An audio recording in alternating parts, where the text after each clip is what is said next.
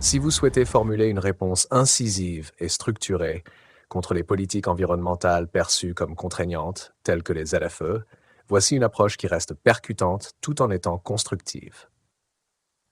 1. Un constat d'échec. Des mesures injustes et inefficaces. Les zones à faibles émissions, ZFE, sont présentées comme une solution miracle pour améliorer la qualité de l'air, mais elles s'avèrent en réalité une agression contre les citoyens, en particulier les classes populaires. Ce sont toujours les ménages les moins aisés qui subissent de plein fouet ces décisions, car ils n'ont ni les moyens de changer de véhicule, ni d'habiter en centre-ville, où les alternatives de transport sont accessibles. Les zones rurales et périurbaines. Ces habitants dépendent de leur voiture pour travailler, se soigner et vivre.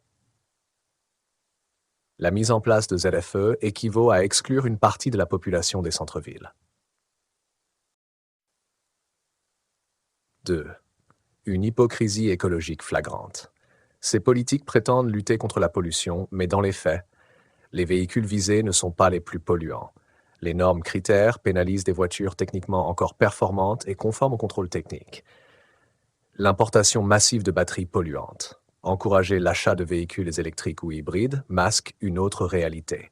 L'exploitation des ressources rares, lithium, cobalt, et les émissions massives liées à leur production. Les industries et les poids lourds. Pendant que les citoyens modestes sont visés, les grandes industries et le transport international continuent de polluer sans contrainte majeure.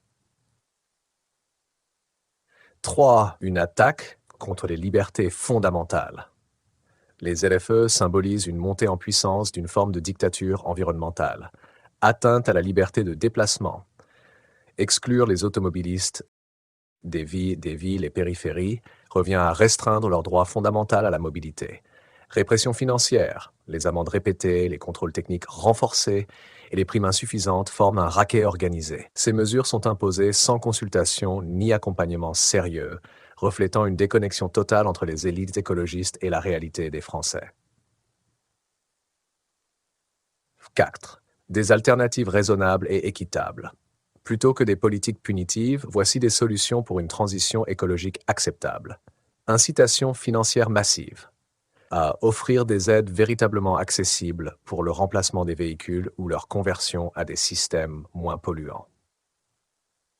Modernisation des transports publics, en particulier en milieu rural et périurbain, pour réduire la dépendance à la voiture sans contraindre brutalement. Réduction de l'empreinte industrielle, mettre davantage de pression sur les grands pollueurs et promouvoir des modèles économiques durables.